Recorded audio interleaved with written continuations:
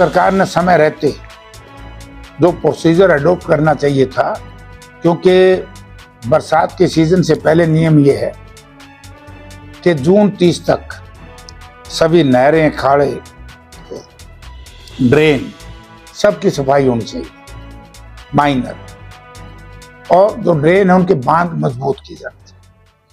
ना तो ड्रेनों की समय पे सफाई हुई और ना ही बांध मजबूत हुई, और ना ही उनकी निकासी के लिए जो पंप सेट लगते हैं ड्रेनों के, जहां भी पानी डालना होता है,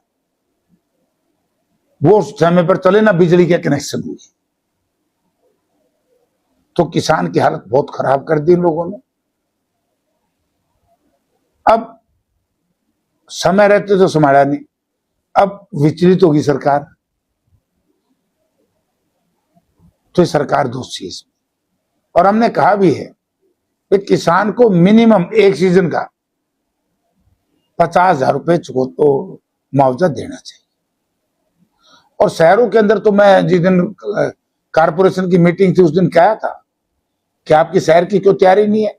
हमने जो स्टॉर्म वाटर के नाले बनाए थे, उसके बाद एक अमृत योजना ला करके हमारे सारा उस सिस्टम को डिस्टर्ब कर दिया। और जो अमृत योजना है उसमें मैं कुछ कह नहीं सकता, हिसाब ही नहीं है कि उसका हुआ क्या है। उसकी जांच अभी समय कराएंगे, बहुत बड़ी गड़बड़ है। यानी कि कई सैकड़ों करोड़ रुपया खर्च करके उसके बाद भी शहर जलमग्न, कई सैकड़ों करोड़ रुपया खर्च के सीवरेज बंद, सड़कें बुरा हाल, तो ये सत्यानाश कर दिया। इसीलिए हमने इस शहर को काउंटर मैग्नेट टाउन, जब मैं एमपी था 2006-07 में, हमने इसको बनवाया था। एक सर राहुल जी ने इस देश के प्रजातंत्र को जीवित रखने के लिए प्रजातंत्र के मंदिर में SIR पे चर्चा करना चाहते हैं। पार्लियामेंट होता है प्रजातंत्र का, लेकिन बीजेपी को पता लग गया कि वे सारी तुम्हारी चोरी, सरकार को पता लग गया कि राहुल जी के हाथ लग, और राहुल जी ने इस देश को एक आईना दिखाया। और अब आज हमारे कुछ साथियों ने बताया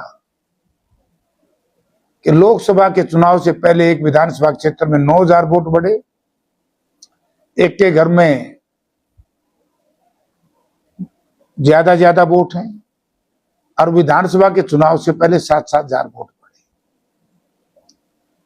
हमने भी चाहा कि हरियाणा प्रदेश में जो हमारे साथ ठगी हुई है, हमारे वोट की चोरी हुई है, हमारे साथ अन्याय नहीं हुआ, ये भाजपा के लोगों ने उन लोगों के साथ अन्याय किया है, जुल्म किया है, जो हरियाणा में भाजपा की सरकार को उखाड़ फेंकना चाहते।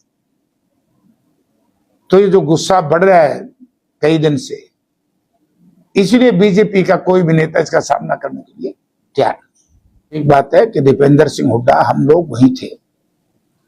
हमने तो पहले दिन जैसे उनका स्वर्गवास हुआ, उस हॉस्पिटल में गए थे, हमने उस दिन भी उनके साथ मरने के बाद भी ज्यादती की। जो सरकार एक मरने के बाद एक इतने बड़े महान नेता, जो किसान, मजदूर, कमेरे वर्ग की लड़ाई लड़ता रहे, कई प्रदेशों के गवर्नर रहे, केंद्र में मंत्री रहे, उनको मरते ही कोई मोर्चरी में स्थान नहीं मिलेगा। उनका मकान, सारी उम्र ईमानदार रहे हैं, अट्टालिकाएं नहीं है उनके पास, एक छोटा सा 2 कमरे का मकान था। इस बेईमान सरकार ने वहां भी उनकी डेड बॉडी रात के अंधेरे में उठवा दी। तो इस ईडी का, इनकम टैक्स का, CBI का ड्रामा करके देश की आवाज को दबाने का प्रयास किया, लेकिन वो महान नेता थे, इस जालिम सरकार की परवाह नहीं की, और उन्होंने सारी स्थिति, सारे तथ्य उजागर कर दिए। मैं खुद ही कह रहा हूं कि एक 2 कमरे का मकान है बसंत, उसमें सोम विहार में, सारी जिंदगी संघर्ष की राजनीति की, ईमानदारी की और सिद्धांत की राजनीति की। जब किसानों पर जुल्म हुआ तो देश में कौन गवर्नर के पद पे जो बैठा है, आवाज उठाई किसान। बार बार सरकार से आग्रह किया किसान के साथ ज्यादती ना कर, लेकिन ये जो चोरी से पैदा किया हुआ बहुमत केंद्र में, उसके बलबूते पर जुल्म कर रहे हैं।